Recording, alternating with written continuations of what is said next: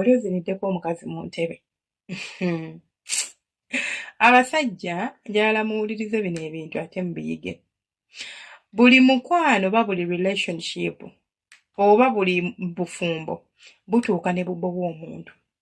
Omanyi lwaki otuuka n'owulira ng'ebintu by'okwezina byakutama, omukwano gukutamye nga bikubowa? It is because you are doing the same routine every day. Ekintu kye mukola kyekimu. N'obeera nga gwe omukazi olina kumwebasa kyabugazi ng'abalama baati nga bw'omuzina. Nga tosobola kumuzinayo kantu kalala konna, toli muyiiya, you are not creative. Ate nammwe abakyala, kino oba olaba nga naawe obufumbo bwe butandise okuggwamu essanyu, owulira tokyali excited kugenda mu kisenge oba kuyingira kisenge. Okuyingira ekisenge kwe kwandibadde oba kyekyandibadde ekiseera omukazi yenna kyeyandibadde excited about. Oba abafumbo bonna mukazi musajja we bandibadde bali excited nti weegomba opapiriza omaliriza ogende mu kisenge kubanga okimanyi mugenda kwezina. You know?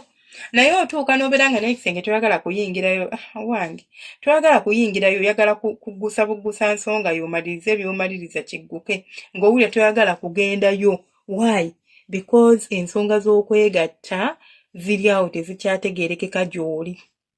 Okitegeera mukwano gwange? Buli bw'owulira nti kati omuntu sikyamuwulira, takyankubisa buwojjo, takyandeeta buwojjolo mu lubuto, takyankubisa mutima, takyandeetera mameeme ku nkuba, ddiya wange va mu comfort zone. Situka tambula, ntegeeza ki? Situka tutambule, tetenkanya embeera. Omukyala muzinireko mu ntebe. Omukyala muzinireko ku dining nga mumaze okulya. Omuteeke ku dining omukutamye osooka ogumusimbe. Something ennyumba yammwe, but this is something going to be new to her. Because ayina system gy'abadde alookingiddemu nga yamanyiira biri byakubeera nga mukola ki? Nga mwezinira mu ntebe, emanya nga mwezinira mu buliri, kakati laba bw'okyusa pattern. I mean pattern. Oligikyusa. You are breaking out of your routine. Kati omututteko ate mu nsonga endala z'abadde tamanyi nti ne wano ku mmeeza kiggwerawo. Omukazi muzinireko mu ntebe. Omukwate omutuuze omwebakeko muzina omuyingize muteeke mu commissionary muteeke mu kaliwa, you know, mutuuze ku bisambi muzine. Nga muli mu ntebe nga temumaze genda nti katugende mu kisenge tusooke twezine, bannange tuyingire ekisenge. Mu ntebe nga we kiggweredde. Ekyo kigenda kuwa omwagalwa we essanyu n'emirembe ku mutima. Naye buli bw'onaabeera nga gw'oli awo just ebintu obikwasaganya mpola mpola osoonuuka busoonoosi, omwagalwa wo tagenda kubeera ng'anyumirwa.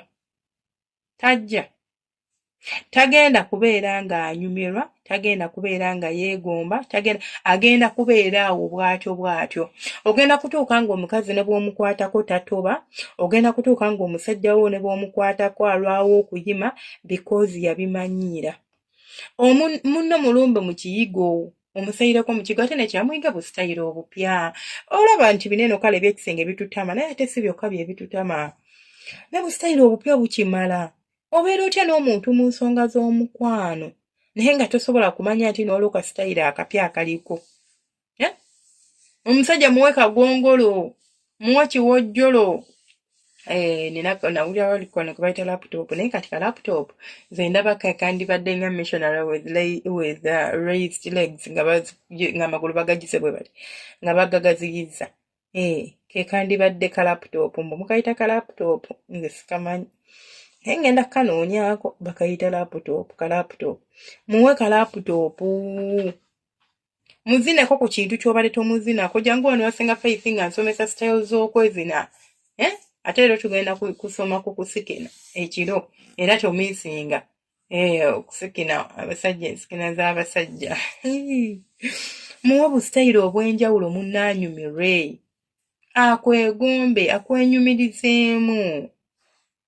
Bino ebintu bye njogera sigambye nti mubikole buli lunaku, tiisenga nti biba binkooya. Not every day, once in a while.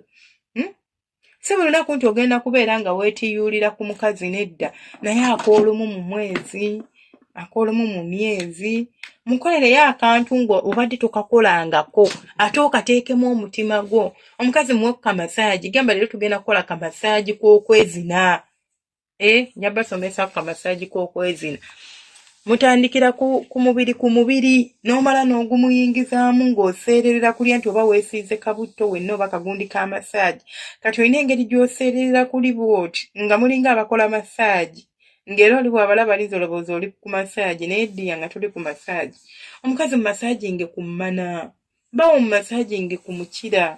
Ebintu eby'enjawulo bino bye bizza abantu engulu, bye bikuuma omukwano, bye bikuuma relationships zammwe. Naye gwe obeera bubeezi awo mbu ng'olinga ddofeeta. Mukwano gwange obufumbo si bwe butyo butambula. Bw'oba oyagala okunyumirwa obufumbo olina okumanya nti olina okuteekamu amaanyi. You have to invest in.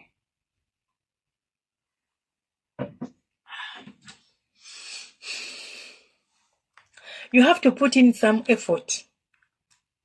You don't just sit back and relax and all the things are going to work out themselves. Nedda.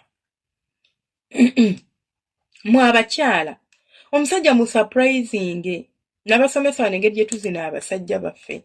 Omusajja mu surprising nawe oba olina ensonyi gw'agamba nti nina ensonyi naawe nakubuulira engeri gy'osobola okuzinamu omusajja yadde olina ensonyi.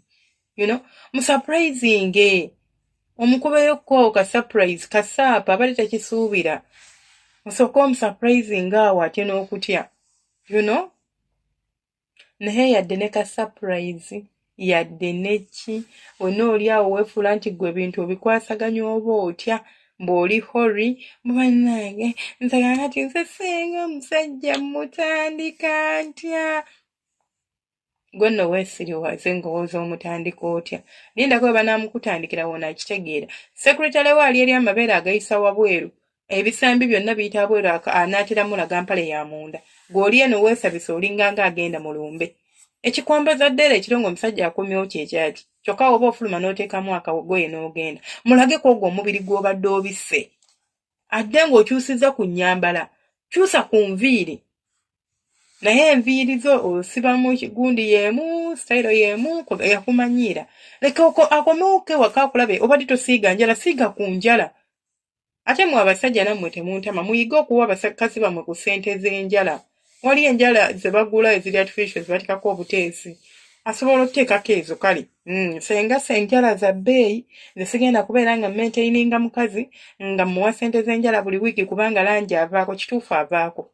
Naddala ku muntu ng'okwata mu mazzi. Talwako. Naye waakiri muwe enjala ez'okuteekako. Azigule ng'ateekako, baziteekeko, oba agenda akola eggeero. Mulundi gumu ati listomanya ajja kubeerako emyezi 2-3. Omukyala waanyirira ekitooke kifansalira, omwami wo munyirize. Leka omusajja akomewo asange nga ennyumba ewunya akawoowo. Wayazeeko amasuuka bulijjo g'otayalangako. Wonna weekube wowe oyambadde obugoye bw'otayambalangako. Kyusa ennyambala mukyala mu kisenge. Munzikirize mbasiibule neesigalira nga nze Senga Faith 256 mbeere bulungi. Akuuma atakuumira mpeera ate era abanjagalire mbaagala nnyo bantu bange abalungi.